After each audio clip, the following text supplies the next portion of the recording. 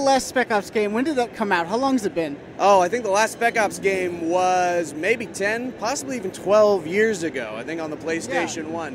The thing you got to realize, though, while this does share the same franchise name, this is an entirely new departure off of those games. There's not even anyone on the team that worked on those that has worked on Spec Ops The Line. This is, we've completely reimagined and relaunched the franchise with a brand new, fresh start.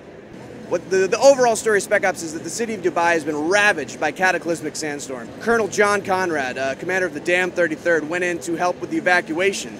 But when they were caravanning the last people out and this massive storm hits, everyone is considered dead. 6 months later, you hear a distress signal coming out of the city, and they send you, Captain Martin Walker, in charge of a 3-man recon team, into the city to see if there are any survivors. What you find is there are survivors, but they're still in the grip of war with each other. And as you go in trying to find Conrad, getting caught up in just the madness and the insanity that's gripped the city at this point. What we wanted to do with this is, instead of telling that larger global conflict, is tell a personal story about the soldiers, what happens when they go into combat, when they go into war.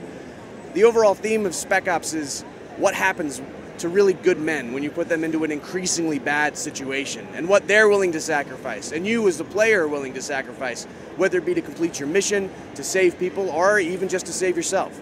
There are many moral choices in the game. Now the thing is, the moral choices in Spec Ops are different than what gamers have come to expect from moral choices in games. We didn't want to create a systemic kind of choice that just pops up over and over, A for good, B for bad. This one you get a gun, this one you get faction points. In Spec Ops, the choices have been grown organically out of the narrative. We want the player to look at these choices and think, not should I do A or B, but am I the type of person that's going to do what the video game presents to me, or am I the type of person who's going to do what I'm comfortable with? Am I going to think outside of the box? Spec Ops The Line gets to the heart of these characters. This is about, you're going to watch Walker and Adams and Lugo, you're going to see them go on a journey that you haven't seen characters in a video game go on yet. You are going to see men truly break down. And at the end of that game, it's up to you to decide whether or not it was worth it, whether or not these men are heroes, or villains, or something in between. We're not trying to make the gamers feel one specific thing. It's a space, an emotional space for them to inhabit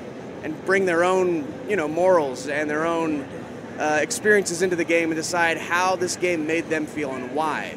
We want them to think about what it means when they pull a trigger on a controller and the character they're controlling in the game pulls a trigger on a gun and someone dies. Spec Ops, it's an entirely new type of military game that people just aren't really totally prepared for. And we're really excited for them to finally get their hands on it.